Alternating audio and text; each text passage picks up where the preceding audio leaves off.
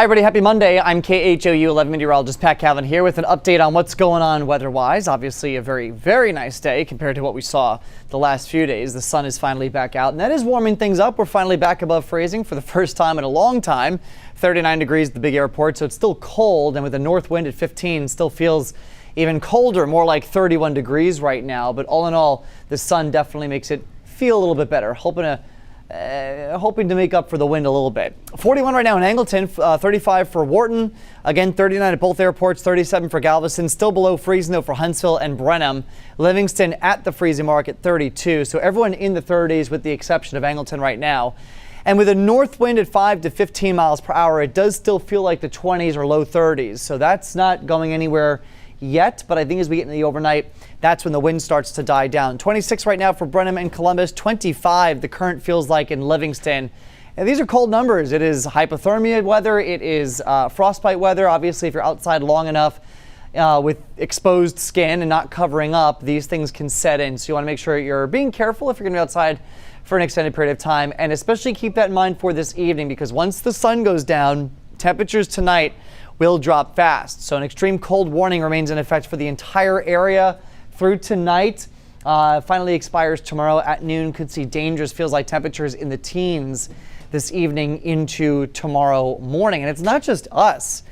The entirety of the northern Gulf Coast, all the way up through the Mississippi Valley into the Ohio Valley, into the Great Lakes, under this extreme cold warning. And so just winter's grip not really loosening up for us right now. This cold weather expected to stick around again into tomorrow, and then maybe even another shot comes in by next weekend. Let's talk about tonight first, though.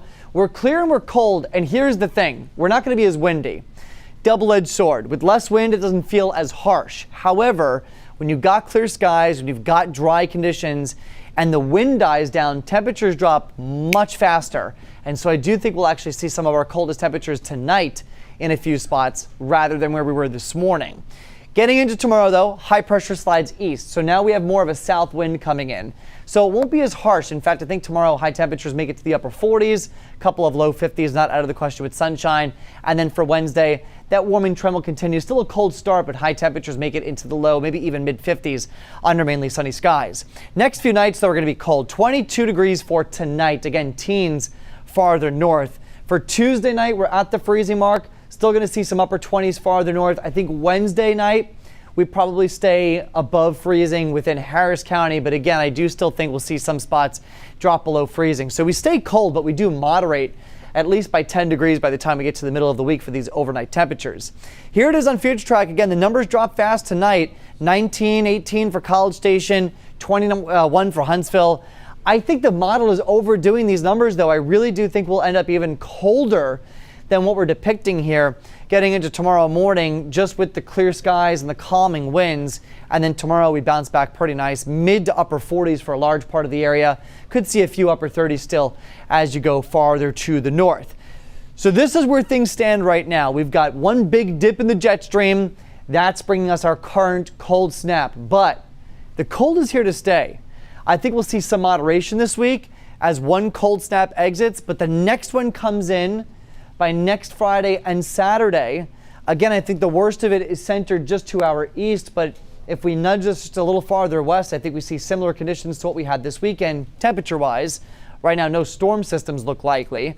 And then once that's out of here, we get into the start of February, another cold snap moves in. So the eastern half of the U.S. through the beginning of February looking to stay below normal temperature-wise.